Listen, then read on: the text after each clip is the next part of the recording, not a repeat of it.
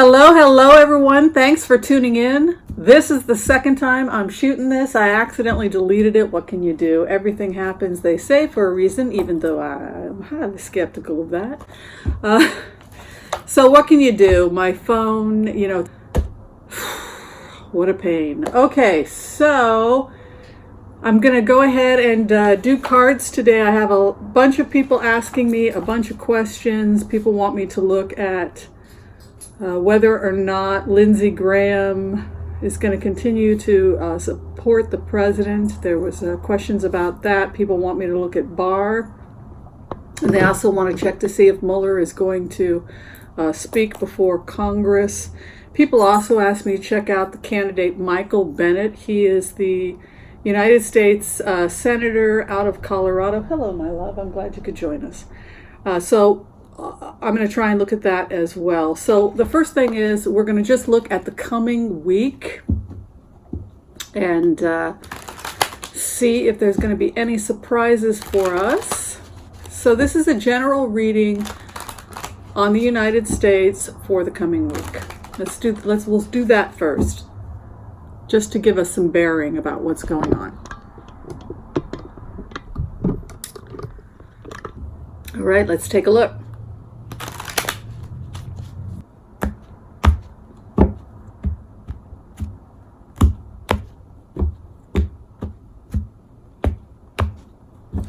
All right, where we are right now as a nation walking away from a battle that we cannot win, there's a feeling of exhaustion.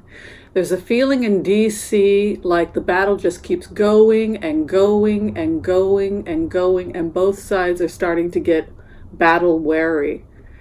What's pushing up as the second base card is death, transformation, a situation that appears to have been a long-standing battle between opposing views, maybe coming to an end, or a feeling that they're too tired. This battle has been going on for too long. Drop the sword, walk away. Transformation, death. The situation of a chronic battle between two people seems to be transformed. I really have a strong feeling like the GOP has lost the battle when it comes to Congress, that we could be seeing more cooperation from the Justice Department, handing over, carrying all the documents, complete cooperation. There appears to have been some type of a shift in DC within the GOP. The GOP got a heads up that the tide was about to turn. That is the best way for me to interpret this. And as a result, we could be seeing cooperation. We could be seeing documents being handed over, the entire report, etc., being handed over. 10 of Wands coming in, karma. In plainer words, there's a feeling that the Republican Party and the president and the Attorney General have gone too far, and there's a recognition on the part of the GOP that they have gone well beyond what is appropriate. And so this feels to me like a correction. Like they're now getting scared that they've gone too far, and so they're trying to correct the situation by getting documents together and complying. What is above them trying to get away with a crime or a feeling like a crime has been committed. The thief card above. What sits below? Abundance, prosperity, wealth. The country is doing well in some respects. In other respects, it is not doing well. The wealthy are doing well. But one of the reasons why the unemployment rate is so low is because many families, people are working 2 and 3 jobs. It's also why women's unemployment is low, because women cannot financially afford to stay home and raise children anymore. They also have to be out working full time in addition to being parents. And so everybody's working multiple jobs, and that causes you to have a low unemployment rate. If you're Hispanic, you tend to have lower wages than the general population. You're going to have lower unemployment because you're going to have more people forced to work. So we can distort or we can twist the statistics to make something that may not necessarily be good news come across as good news. Everybody's working multiple jobs, particularly those people who tend to be doing the lower income jobs just to be able to pay the bills. So even though the country as a whole has abundance or an aspect to it, Nine of Pentacles, of wealth, there's still a feeling attached to it of thievery. What sits behind us? Our ethos. People are beginning to examine their ethos, or the ethos of the country, the nation's view of right and wrong. This is also the Godhead. It can be the Constitution. It's the values we share as a nation. Does the president reflect the values of the nation? The values of the nation are the Constitution. Does the president and his policies appropriately express the ethos of the nation, the values of the nation? The near future, tied in knots. A feeling that one has tied themselves in knots, but by choice. So the GOP has basically talked themselves into a situation that they can now not get out of due to a situation of thievery or attempt to steal what? 10 of Pentacles. Hello, Mila. 10 of Pentacles comes in. 10 of Pentacles may also be our budget, the nation's budget. Thievery from our budget, attempts to take money out of the budget, resulting in a possibly constricted situation that one has placed themselves in. I keep getting that money is going to be moved, or that money was taken without going through the proper channels. Something like that is going to be coming up.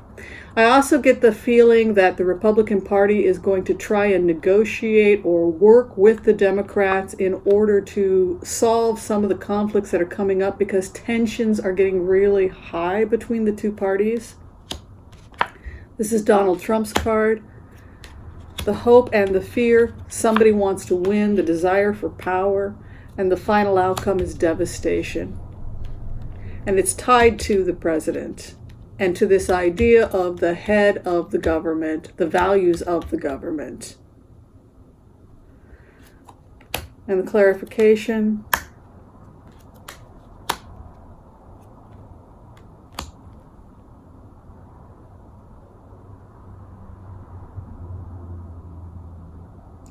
The president continues to not want to cooperate in the coming weeks. However, there appears to be a split where the Republicans are now becoming, I don't know what's going to happen, but it looks like the Republicans are starting to become frightened that maybe they went too far, and so consequently there's going to be reaching across the aisle. However, the president doesn't appear to be on the same page as the GOP. All right, I'm just going to quickly go in and take a look at Barr's cards. I want to know what he's up to. I just want to see if he's going to continue to back this president or if he's going to try and get out of this. I was getting the impression that he was very close to resigning. I can't imagine the kind of stress you would have to be under in order to work in this administration. All right, we're going to go ahead and take another quick look at Barr.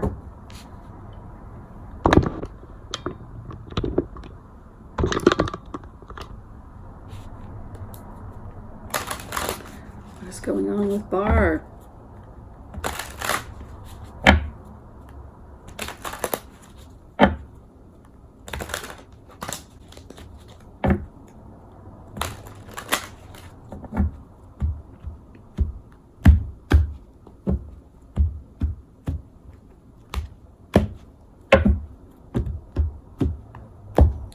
Base card, a new beginning, a new relationship with Barr. Where he is at right now, grief. It's almost a feeling like he regrets that he took this position. What crosses him? Conflict with another person, or grief with another person who seems to seems to be a boss or an elder or somebody in a position of power. This could possibly be the president. It could be the Congress, but there's conflict here and grief. What is above him, trying to smooth the situation out. It's almost as if he now decides that he wants to cooperate with Congress because of a fear that he may have gone too far. This is what he came out of, refusing to cooperate. What he goes into is a desire to win or to have power or victory over the situation. You can see he pulled double aces over a new beginning. He thinks he got his wish. Where he is at right now, forced to face the truth. The high priestess is coming in. He's becoming increasingly isolated from the GOP. Could be going it alone.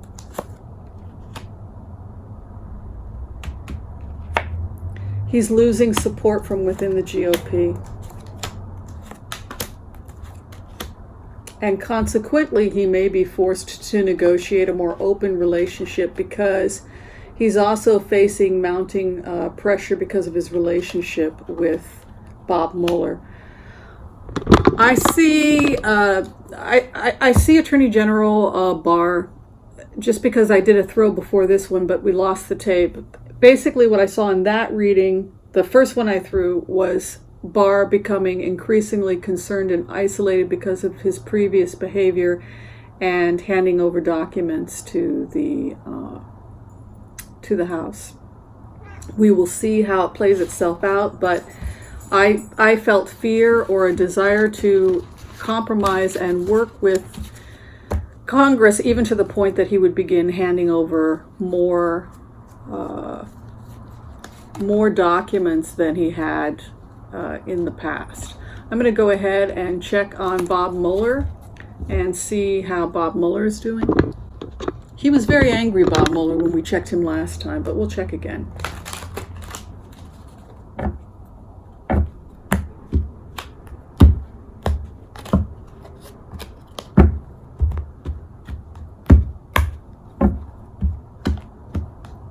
His base card, always the master.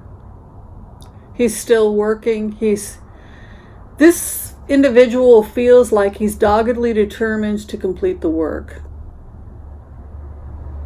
However, there's a 5 of Swords here, walking away from battles he cannot win. So he continues to work, but he also picks his battles judiciously. Where he is at right now, refusing an offer. It's regarding... It's a refusal to compromise something with his values, and a feeling that he will ultimately win, that he is on the right side of history. 6 of Wands moving in for him. What is above him, the devil, battling with the devil, has led to some confusion. He genuinely has some confusion about who he's dealing with, and he's surprised about, I think, the attempts by the Attorney General to block the investigation. I think it did actually take him off guard. There are securities built into the FBI and the intelligence agencies to protect against this sort of thing. But it did kind of take him off balance to see this kind of display from the Attorney General. You can see offers coming in for peace. I really think Attorney General is going to try. The pressure on the Attorney General is such that because the Attorney General is weak, he's going to try and make things right, because he's afraid of the reaction from Congress, the general public, and even some of the GOP. He gets what he wants. A healing. His wishes are granted. Within 2 weeks, I'm going to go ahead and predict that things are going very bad for the Attorney General, and it has to do with some kind of conflict within the Justice Department and the FBI regarding the suppression of information. It's about the sharing of information that leads to this tower moving in. Okay, very interesting. I also want to look at Lindsey Graham. I think I used the King of Wands, The Queen of Wands, the King of Wands, Lindsey Graham, you never really know what you're going to get. He has a wonderful energy. I actually like Lindsey Graham's energy because it's not politics. When you go into energy and you start connecting with people's energy when they're not defending themselves, when they're simply just in their loving energy, Lindsey Graham is great when he's not on the defensive. I just want to see where he's at right now. I have a pretty good idea, I know, but I'm just going to do a quick check on Lindsey Graham.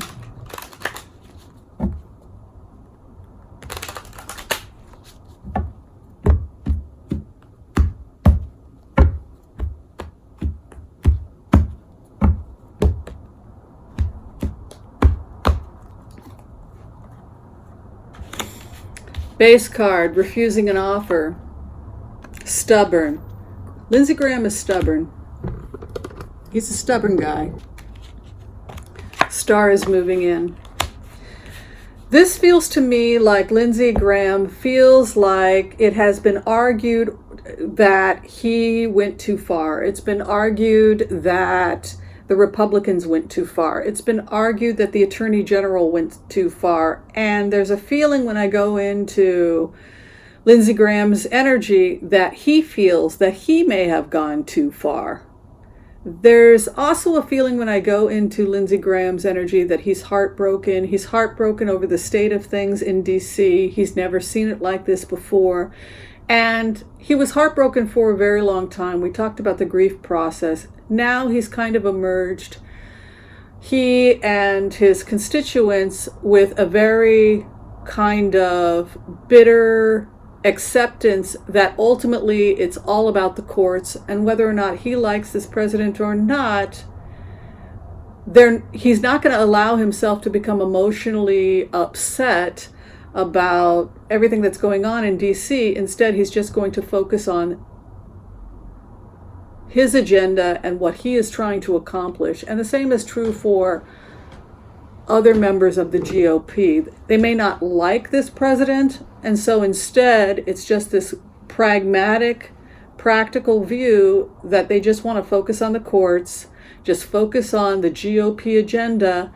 And as difficult as this president is to deal with, and they don't necessarily even like him, while he's in office, they can stack the courts. It's all about the courts.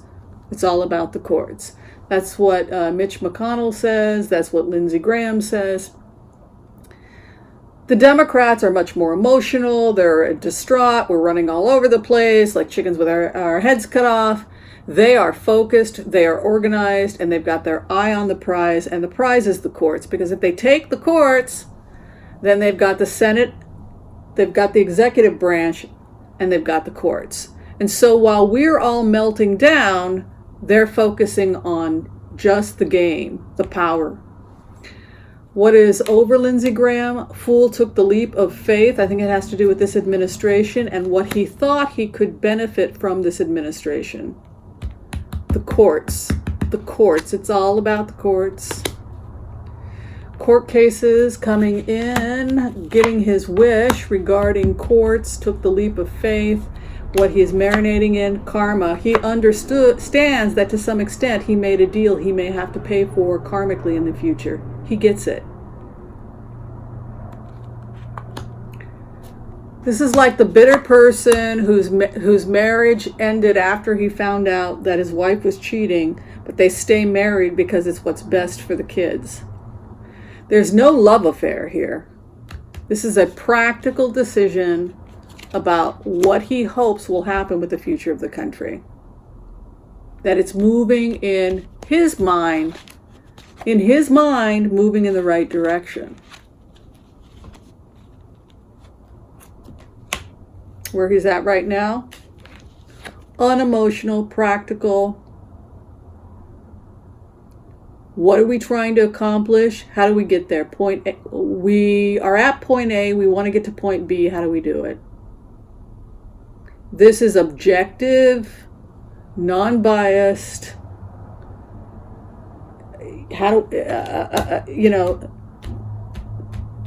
This is the best card to describe somebody who's not. If he had come as an inverted King of Cups, that would be a highly emotional male. To come as an Emperor is somebody who's capable of objectivity, or the ability of not being hyper emotional and simply dealing with what has to be dealt with objectively. This is being objective, being in a position of power to judge without emotion. What is around him? Others are walking away or finishing the battle. Hopes and fears, getting the work done, perfecting the work. And the final outcome, reaching across the aisle. There's a feeling like Lindsey Graham is starting to feel like maybe he went too far. Like maybe his own harshness because of his interactions with the president are starting to weigh on his conscience. That is the best way for me to describe it. It's like the daddy who is so mean to the child and sees how much the child is traumatized that the parent has to go back and make some kind of amends and say, I'm sorry, I went too far. How can I make it right? Because there's a feeling or a desire. This is reconciliation, Six of Cups. There's an offer here. Can we just get past this? We've gone too far on both sides. Can we resolve the situation? There's still confusion also. He's not getting it. He doesn't understand that you cannot negotiate your way out of doing business with somebody who very likely stole an election. The lack of compromise on the part of the Democrats. And he doesn't understand that. It leads to confusion. Inevitably, what Lindsey Graham will have to accept is that the truth will come out, and the truth may be in conflict with the values and the work that Lindsey Graham has been doing for all these years. In plainer words, Lindsey Graham's spiritual conflict, political conflict, emotional conflict has to do with the fact that he has been fighting for what he thought was the truth and may have to come to accept that much of what he's been fighting for is a lie.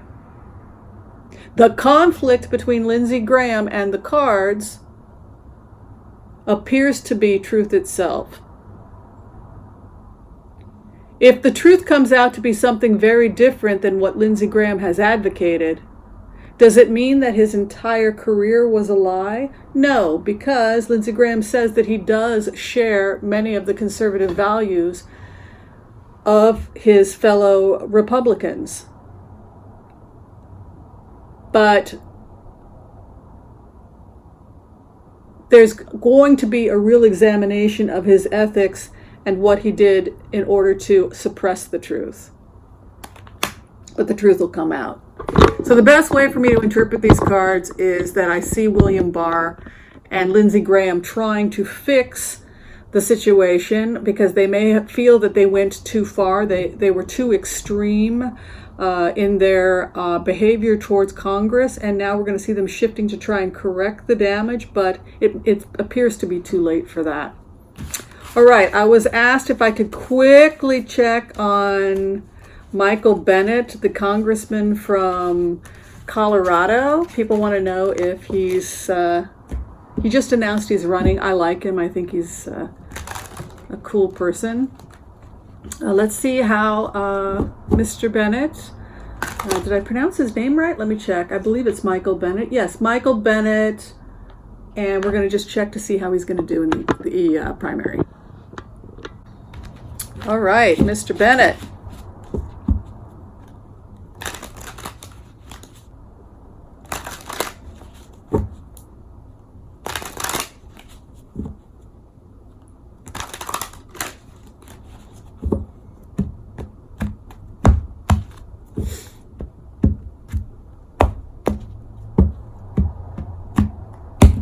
The base card. There's a feeling here that he's really now just setting the tone for his campaign. He's been given a lot of help and a lot of people offering, but he's turned them down. He's a very slow, steady, practical person. He does his homework. You can see the Hermit is coming in, so a lot of people want to come in and work on his campaign, but I think he's slowing things down, and instead he's in hermit mode. He does a lot of research. I get the impression this is someone who does a lot of research. Conflicts. You can see conflicts, multiple ideas coming into his campaign. Multiple people have ideas about how to run the campaign, and he's really putting a stop to that. Instead, he's putting the brakes on it, and he's just doing research at this point.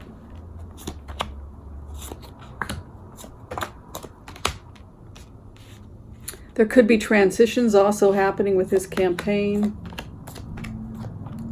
But the final outcome is that he probably will do very well in the primary. You can see the Ten of Cups moving in.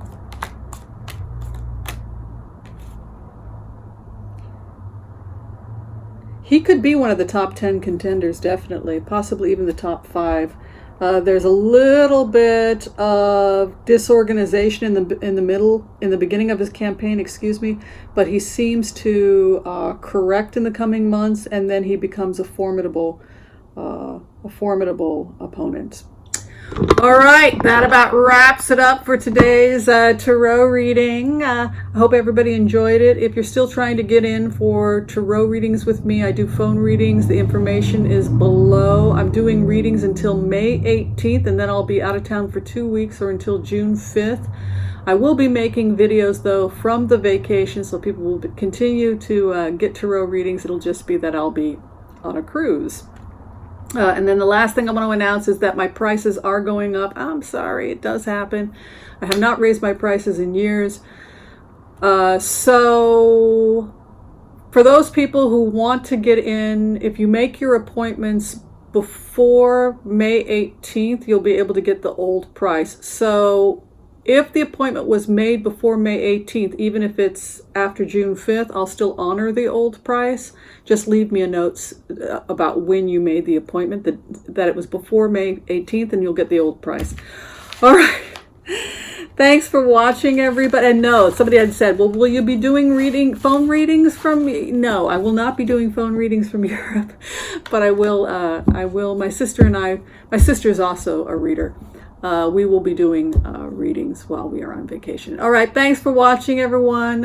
Thank you for the support of the channel. And I know Mila enjoyed seeing y'all. So we'll talk to you later. Take care, everyone. Bye.